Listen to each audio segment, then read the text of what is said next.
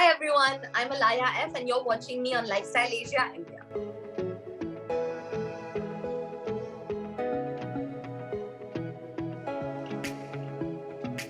Honestly, I lived a very rebellious, very crazy life from the ages of 16 to 20. And I think I got out all my party girl energy and all my fun social energy out in those 4 years. I drained it out of me. Since then, it has just been about the work. And the work in a way has really grounded me and made me a more wholesome person in a lot of ways, and then the pandemic hit, of course, which was a big speed bump. But even in the pandemic, then I found work to do, whether it was things like social media, which I only actually got to during the pandemic. Before that, my social media was very boring. I would do nothing on it. I would rarely post. Even if I did, it was some boring generic photo and all of that. So I felt in the pandemic was my opportunity to really reinvent what I wanted to do with it, because I had so much time, and that really paid off. And that's something that I've been able to sustain now, even post-pandemic and post-lockdown and all of that. So I definitely think my work has grounded me and made me what I'd like to call a boring person. But I really enjoy being this boring person. Life is a lot less chaotic, a lot less hectic, and it doesn't mean I don't go out and have fun. But it's just what gives me joy and what I have fun doing now has changed in a lot of ways. So as soon as the last bit of the lockdown opened up, the Omicron one, before that. So before Omicron hit and after the second wave was just about over, I had 3 projects pending to complete. And in that short span of time between the second wave and the third wave, I think everyone was so... everyone just wanted to finish off the films and the brand commitments and all of that. And so for those, there was a point where for 3 months, I hadn't gotten a single day off. Not even like a random break day from a shoot, because on the break days of my shoot, I would do brand commitments or magazine commitments or all of that. And so it was suddenly like from doing nothing, I was doing everything all at once. And it was, at that point, it was very overwhelming, because, you go from this very... slow style of life that the lockdown put everyone into, and suddenly you're like running at lightning speed through every single day. There were days where I was shooting one movie in the day and one movie at night. It was madness in a great way. So I feel like that somewhere gave me good comfort of the fact that post-pandemic work has resumed in full force. So now I'm sort of just playing a waiting game. I have 3 films pending on release and fully completed, so I'm just waiting for them to just come out. And in the meantime, I have a lot of brand commitments. I have a lot of all the other things that go on, keeping my social media going, and also just back to training. I feel like any time that I get off, I think it's an important time to just go back and train and brush up your skills and hopefully learn something new.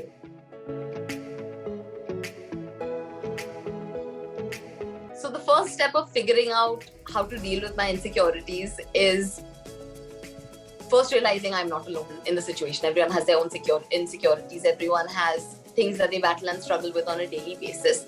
It's how you respond to dealing with those insecurities that really defines, how you feel in that particular day, or how you can grow from that feeling. So, for me, one rule of thumb that I have that I've developed over time is that I talk to myself the same way I would talk to someone that I really, really care about. And it's a foolproof method, because we speak to ourselves so badly, we put ourselves down so much all the time, and that doesn't help our insecurities, doesn't help our self-confidence, doesn't help our overall well-being, it doesn't help anything. So I tend to always talk to myself in the way that I talk to someone I care about dearly and deeply.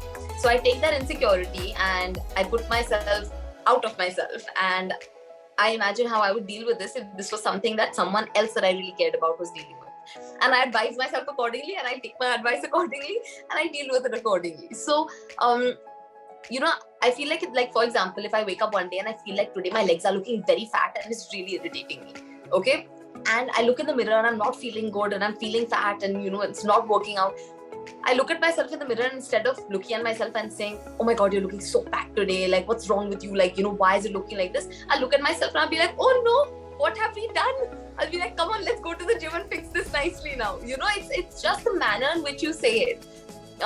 Everyone has things that they want to work upon, things that they feel like they perhaps, you know, that they don't have that other people have. It's firstly whether you want to work towards it, if you feel like it's something you do desire in your life.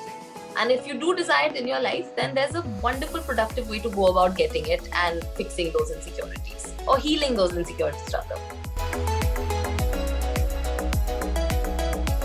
No, so here's the thing. So I am real on social media. Everything I put is authentic, but I feel like what you have to put out has to always be filtered. Because at the end of the day, I'm still only one film old. I don't want what I say to be more important than what I do at this point. I want to first establish myself as someone that is worthy of being here, that does her job well, that people can first respect and see for what I'm here to do, which is act. And once that's in place, and once I've also discovered my own actual identity, you know, I feel like we're changing all the time, 24/7 with every day I'm growing. My opinions are changing on a weekly basis, you know. So putting out any opinion so strongly, not in like a general generic sense where you feel like, yeah, these are my opinions and they will be mine for life. I'm saying the ones that, you know, perhaps things that change, or things that you have more information about at different points of time, or whether it's, you know, whether it's just being sensitive to how other people feel a lot of the time. You know, like I might feel a certain way and I might want to really put it out. But is it always important to put out every single emotion and thought and feeling out on social media? Is it really that important? So there are all these many thoughts and many reasons. There are many more as to why you can't be 100% what you want to be on social media. There's also the added responsibility of, you know, people look up to you. They, you know, they like, you endorse a product, they'll want to go out and get it. You put something out on social media, a life tip or a hack or something, and they will try it. There's this responsibility to it, and I don't like to ignore that responsibility. I take it very seriously. So all these factors are always there. So of course what I put out there is filtered. It's not 100% of who I am, and I don't think it will ever be 100% of who I am. But what is out there is authentically me, but it's probably 40% of me.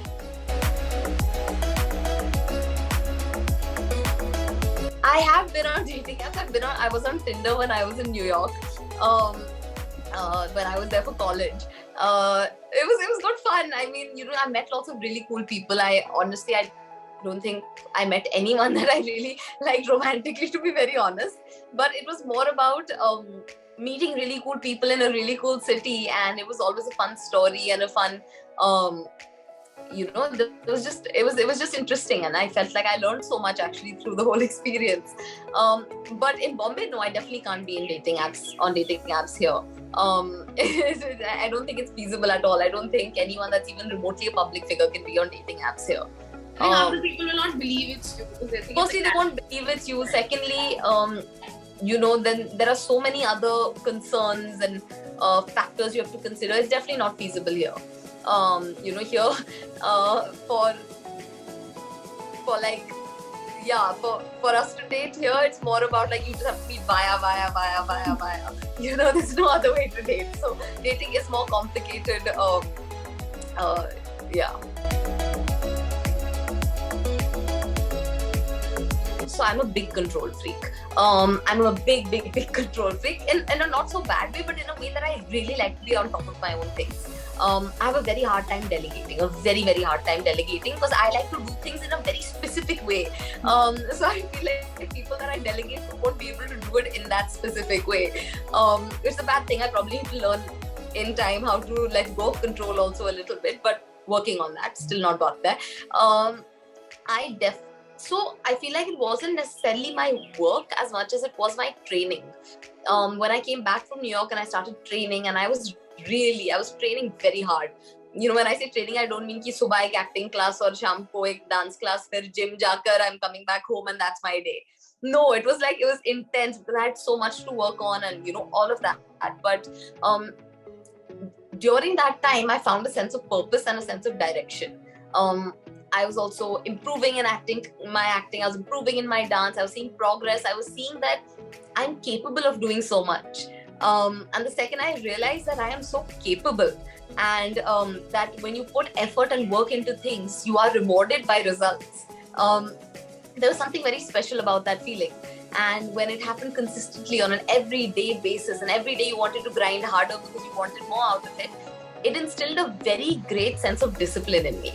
And that discipline then translated into me on a set or at work or in any way, shape or form. And that discipline has also carried into making me feel independent and capable and all those other things which enable me to run a home, pay my salaries, handle my finances, do all of those other things, do my hisab, like all these random things.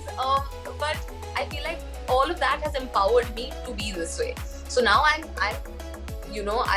fully in charge of my entire life, and I'm very proud of that.